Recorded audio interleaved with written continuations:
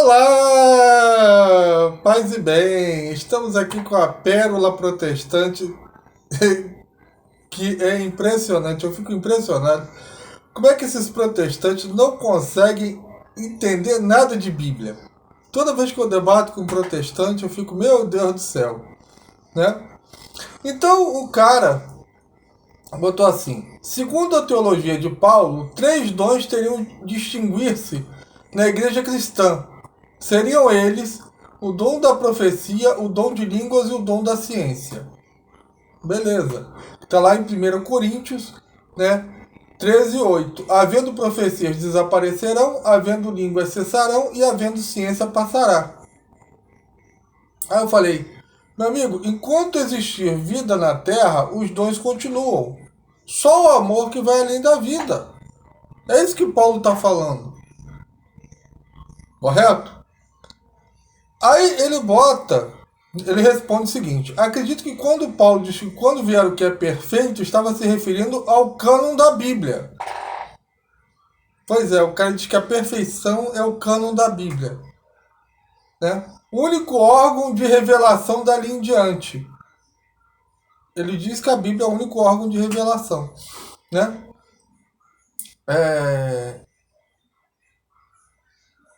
E aí ele fala, você diz assim, enquanto existir vida na terra, os dons continuarão, só o amor que vai além da vida, né? Aí o cara pergunta, o dom do apostolado ainda existe nos dias atuais? Sim, se você entende o dom do apostolado como a sucessão apostólica. Se não é o dom da sucessão apostólica, a própria Bíblia é uma fraude. Correto? Se os apóstolos, na sucessão apostólica, tá? E depois de João não teve mais apóstolo nenhum, é uma coisa muito séria, eu duvido até da Bíblia. Mas beleza. Né? Aí, né? Eu falei para ele, meu amigo, você não pode definir a Bíblia como perfeita porque a Bíblia ela é imperfeita. Ela traz erros históricos, erros geográficos, né? Então a Bíblia ela é escrita por homens, mas inspirada por Deus. É importante entender isso. Ora, o próprio Deus, quando cria as coisas, ele cria perfeitas, mas incompletas. Por exemplo, o homem é criado perfeito, mas ele é incompleto. Ele depende da mulher.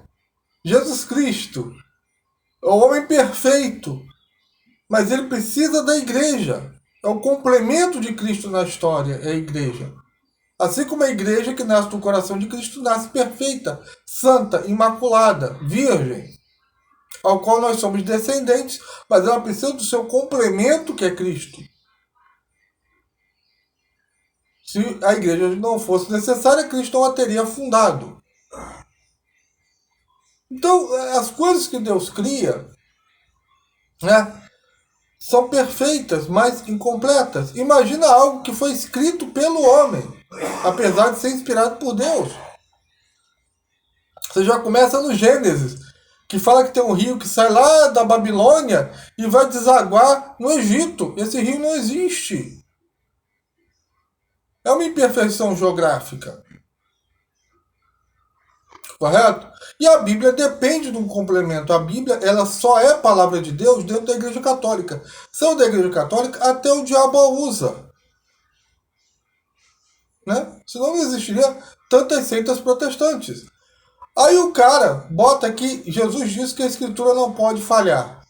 Eu falei, meu amigo, você já começa o texto, tá, de João, adulterando. E quer chamar a Bíblia de perfeição? Ora, vai ler João 10, pega o texto original, se está lá, falhar ou não pode ser desprezada. Né?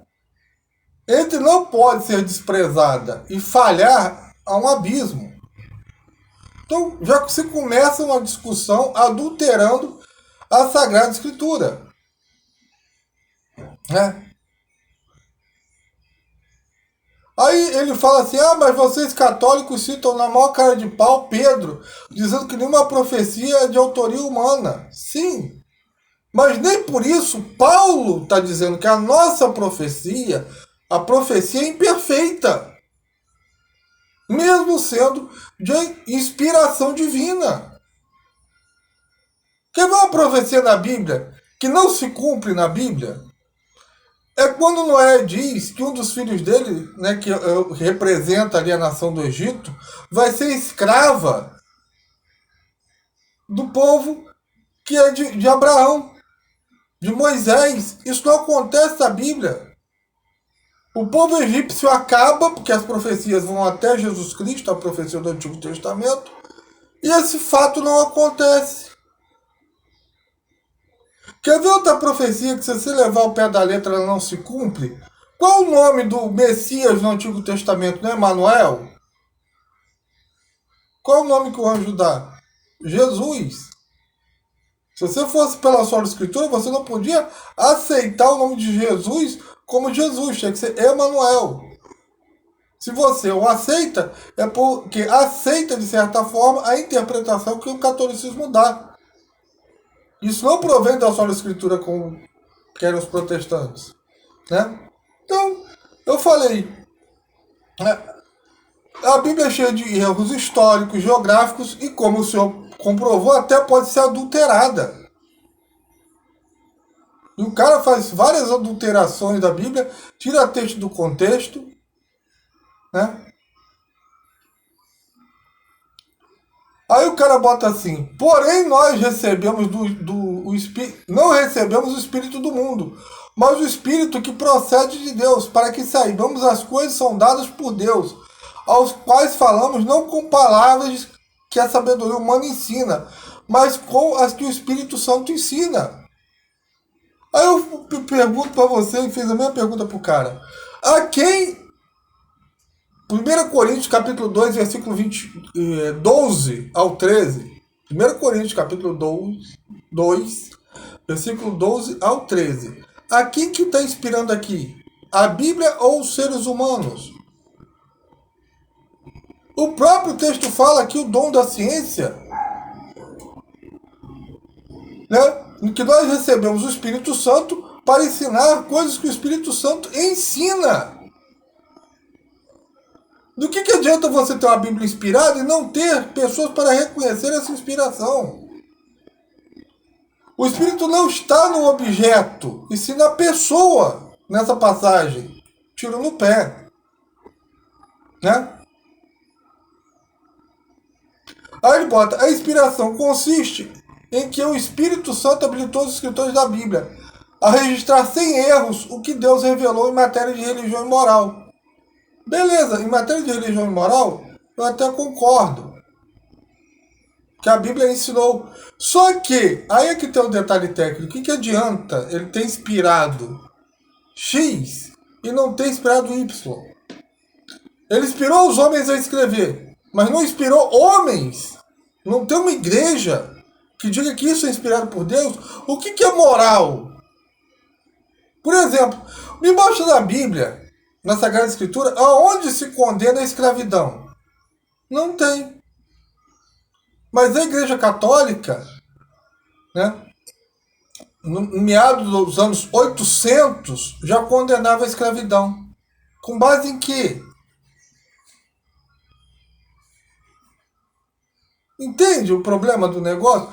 Então eu falo, se o protestante ele é estrito à escritura, ele não pode aceitar algo como pessoas sendo libertas. Ele tem que voltar à escravidão.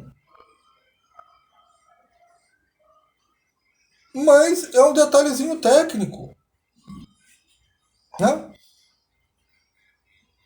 Então o que acontece? Né? Ele bota: o que foi inspirado foi os escritos originais, rapaz. Mas quem garante para você que esses escritos são inspirados? Esse é que é o detalhe técnico. Eu não estou falando nem questão histórica, eu estou falando que eles são inspirados. Os protestantes não sabem, mas os evangelhos, tá? Eles são escritos por anônimos. Vem da tradição que é escrito por Mateus, Lucas, João e outras coisas mais. Aí ele vem citar o velho 2 Timóteo, capítulo 3, que toda a escritura é inspirada, blá blá blá. Falei, mas cara, se você ler o capítulo inteiro, é o que já foi aqui, Paulo diz que a escritura, ao condicional ali, ele fala que dentro da tradição e do magistério, aí a escritura é inspirada no mesmo capítulo. E eu falei para ele, tá aqui, ó, Janes e Jambres, que não vem da Bíblia, no Antigo Testamento. Né? Se você entender a Bíblia como o Antigo Testamento, que aqui, quando Paulo fala toda a escritura, nem o Novo Testamento existia. Aliás, Paulo devia ser uma besta quadrada ao escrever Timóteo. Porque só, em vez de ele fazer esse monte de conselho para Timóteo, ele só botava assim, olha, tá tudo no Antigo Testamento, não precisa mais de nada, não precisa nem de Novo Testamento. Né? Aí eu citei, olha, né? E depois citei o versículo 10. Tu, pelo contrário, te aplicaste a seguir de perto a minha doutrina. Paulo está se valendo de quê? Da doutrina dele. Entendeu? Aí o cara fala, me dê a fonte que essa tradição oral existe. Gente, o cara que a fonte é a tradição oral. Eu falei, beleza, cara, não tem nada não. Né? O que eu quero dizer é que mesmo que não existisse essa fonte, Paulo está se referindo a um dado que não existe no Antigo Testamento citando Gênesis e Jambres. De onde ele tirou isso? Né? Aí o cara disse que foi uma revelação do Espírito Santo. Eu falei, cara, você está tão enganado, tá? Que Gênesis e Jambres, segundo a tradição judaica, são os nomes dos dois necromantes que enfrentaram Moisés. Se você soubesse, tá? Por exemplo, das fontes, ele não sabe de fonte, ele não estuda a cultura judaica. Né? Tá lá no Talmud babilônico, tá? E no Pseudo Jonatas. Só para citar duas fontes, tem muito mais de Gênesis e Jambres, que vem da tradição. Quer dizer, Paulo não tirou aquilo, não brotou do Espírito Santo. Eu acredito que Paulo, como judeu, deveria conhecer as tradições judaicas. Aí o cara bota para mim que com a morte de João, o último apóstolo, a era apostólica se encerrou. Onde está isso na Bíblia? Mostra para mim. Por favor, mostra para mim. Que a revelação pública terminou no Apocalipse. Ele não sabe nem que o Apocalipse de Pedro era mais lido que o de João. Ele desconhece a carta de São Clemente aos Coríntios, que foi escrita quando João era vivo. Cadê a carta de Paulo da Laodiceia, que é citada por Paulo? A carta anterior, a primeira carta aos Coríntios, que é citada por Paulo também e que não entrou na Escritura. Né? Aí ele pega 1 Coríntios 14, né? Se alguém julga se profeta é agraciado com dons espirituais, reconheça que as coisas que eu vos escrevo são mandamentos do Senhor. Aí eu falei, cara, mandamento aqui, aí Paulo investido de autoridade como bispo. Cara, o protestante não sabe o que é mandamento. Então, né? Fica difícil, paca, para os caras, né? Entender o que é uma escritura. E a gente fica aqui, né? Eu falei assim, citei, olha só, outra coisa que vem, né, não está no Antigo Testamento, segundo Mateus 23, que Jesus seria chamado de Nazareno, foi dito por diversos profetas. Vários profetas. Onde é que tem isso no Antigo Testamento? Né? Aí ele bota, não está em nenhuma profecia específica. Assim, se não está em nenhuma profecia específica, como é que está dizendo que foi dito por vários profetas? E outra, como é que esses caras não leem? Que, aí eu vou me estender demais, né? Já era 11:18, né? E o cara, o outro protestante, diz que esse é o erro da seita do catolicismo. Pega um versículo e cria uma doutrina completamente herética.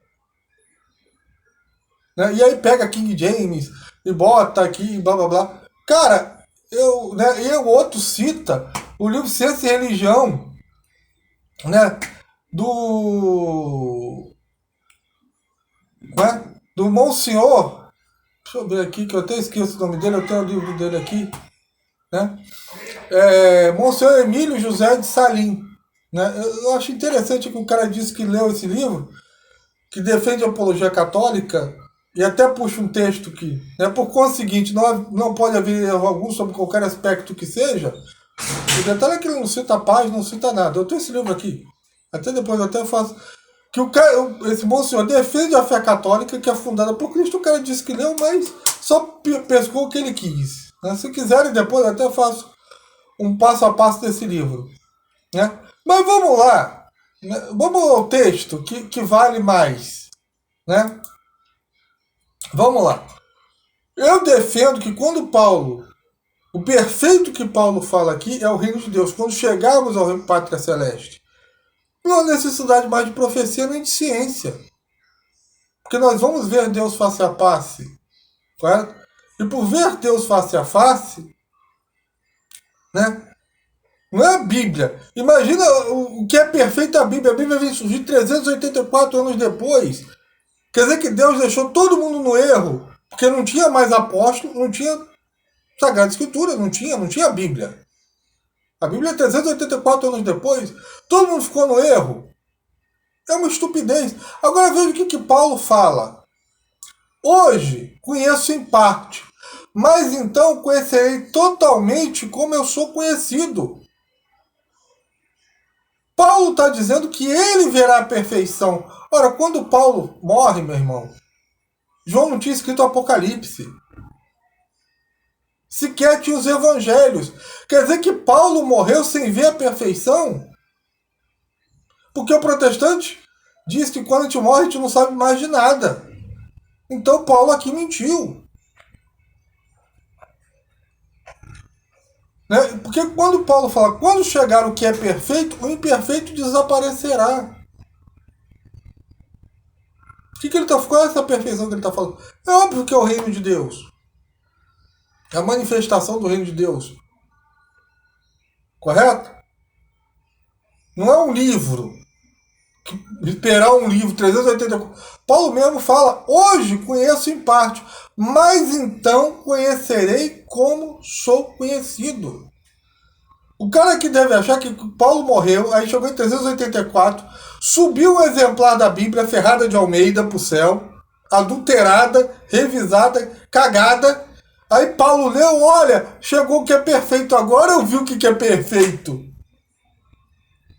E depois ele vai dizer que quem está, né, os protestantes dizem que quem morreu não sabe de nada que acontece na Terra. Não é uma piração? Não é falta de lei? Ora, se as línguas terminam com a chegada da Bíblia, por que eu falo português, o outro fala inglês, o outro fala alemão? Só a própria realidade que esses caras não aceitam, tá? A própria realidade que esses caras não aceitam refuta eles. Se não há o dom da ciência, não tem como se reconhecer as coisas de Deus. Se entende o dom da ciência como o dom do Espírito Santo, como prega a Igreja Católica. E se for só a ciência humana, como é que se explica a criação do avião, do celular, da internet? Já tinha avião no... Não, já tinha o projeto do avião dentro da Bíblia. E aí depois a gente aqui tira um trechinho, né, da Bíblia para fazer uma coisa herética. Fomos nós que, como Lutero, adulteramos a Bíblia, né? Dizemos, o justo vive somente pela fé. Então a própria realidade refuta esses caras. Porque mesmo depois da Bíblia, continuou-se os dons, né, das línguas. O dom de línguas continuou. Então o que o protestante faz quando fala, ragatanga lá, capanga do caralho, que a gente vê eles enrolar a língua para falar, é tudo fraude. O dom de conhecer as coisas de Deus, reconhecer o que é de Deus, é uma fraude então no protestantismo, como eu sempre desconfiei. E sim, a nossa profecia, ela é imperfeita. Como eu já citei. Até a Bíblia dá várias profecias que, se você levar o pé da letra, elas são imperfeitas. A Bíblia não é um livro perfeito. Ela ensina sobre moral e fé, a Bíblia não ensina sobre nada. Quem ensina é a igreja. Porque se fosse pela Bíblia ensinar moral e fé, a gente estava aqui, né, com escravidão, não aceitando o sacerdócio de Cristo, porque no Antigo Testamento diz que o sacerdócio levítico é perpétuo. Lá também diz que tem alimentos impuros, e Jesus Cristo diz que não há alimentos impuros, contrariando Deuteronômio. Não se podia aceitar gentios, porque Pedro, quando toma a decisão em Atos 15, ele não se vale de nada do Antigo Testamento. Não se vale. Correto? A circuncisão está lá no Antigo Testamento, é perpétua. Tem protestantes querendo voltar à circuncisão, porque está lá que é perpétuo. Então eu recomendo que volte-se também o sacerdócio levítico, que também está lá que é perpétuo. Da onde isso foi abolido? Da onde os apóstolos tiraram isso? Se no Antigo Testamento não tem nada disso. Eu até citei para o cara, olha, Paulo diz que Jesus Cristo vai ressuscitar o terceiro dia. Isso está como se fosse escritura, isso não existe no Antigo Testamento. E o cara fala, mas isso é escrito no Novo Testamento. Eu falei, meu amigo, os evangelhos foram escritos depois das cartas paulinas. Depois das cartas paulinas. E foi um Deus nos acuda porque o cara bugou o cérebro do cara. Né? E eu falando, isso foi escrito. Né? Aí o cara bota assim, como é que é? O que você quer dizer, né? Quando não existiam os evangelhos escritos, quando Paulo... Caramba, porque eu estou falando dos evangelhos não, escritos não existiam. Se Paulo pegou isso de algum evangelho, foi de uma tradição não escrita. E aí o cara disse que eu tenho que estudar mais um pouco, blá blá blá. Cara, eu falo, o cara que esse cara... O livro que esse cara citou, eu tenho aqui, eu não creio que esse cara tenha lido, sinceramente. Não creio. Tá? E deve ter tirado essa frase do contexto, tá? Porque esse livro defende a tradição oral, a tradição escrita, o magistério da igreja. Então, pensar o que lhe interessa num livro católico é muito legal, cara. Tirar o texto do contexto, como vocês às vezes fazem, até com o catecismo, sobre a confissão de Pedro, é ridículo. Mas assim é o protestantismo, né? Então, meu irmão e minha irmã, eu peço aí que, se é você que gostou, né, compartilhe nas redes sociais, né? Se quiser ajudar o canal, dê seu like, seu dislike. Não esqueça, me apoie, que com R$5 você ajuda uma família que precisa. Né? Paz e bem para todo mundo. E até a próxima. Amém.